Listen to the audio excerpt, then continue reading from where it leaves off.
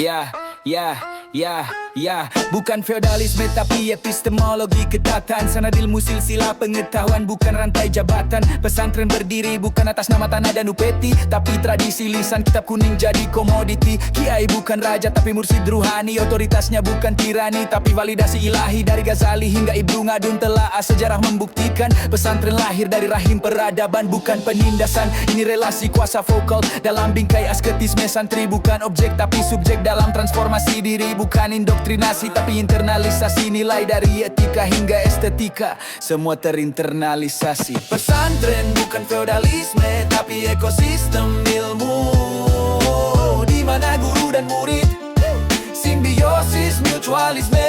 Bukan hierarki kaku tapi tangga spiritual. Mendaki makrifat mencapai hakikat yang esensial. Metafora samudra pesantren lautan hikmah menyelam mencari mutiara kebijaksanaan tak terhingga.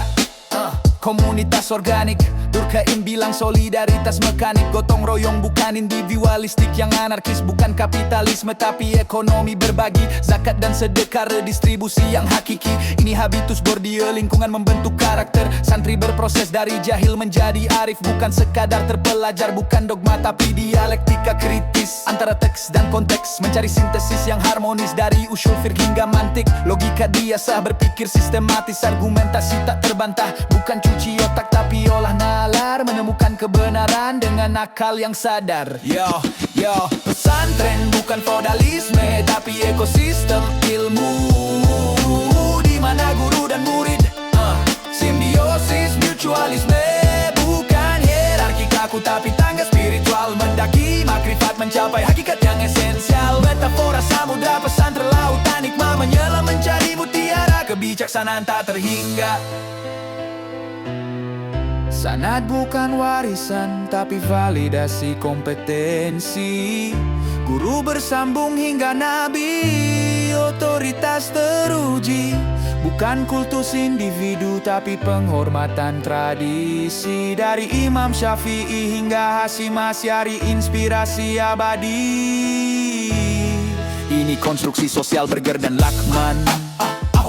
Realitas pesantren dibangun bersama, bukan paksaan, bukan utopia, tapi komunitas ideal, di mana ilmu, amal dan akhlak jadi fondasi fundamental. Jadi pesantren bukan feodalisme tapi alternatif. Model pendidikan holistik, bukan sekadar kognitif. Bukan konservatif tapi progresif transformatif. Menjaga tradisi sambil beradaptasi dengan inovasi. Dari teknologi hingga seni semua terintegrasi. Santri melek zaman tanpa kehilangan identitas diri. Bukan elitis tapi inklusif partisipatif. Terbuka untuk semua tanpa memandang latar belakang dan atribut. Ini sintesis antara yang klasik dan yang modern.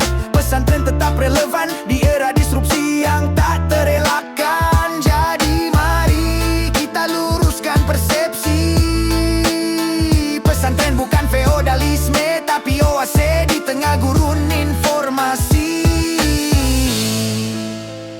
Di ujung pencarian hakikat kebenaran, pesantren tetap berdiri sebagai mercusuar peradaban.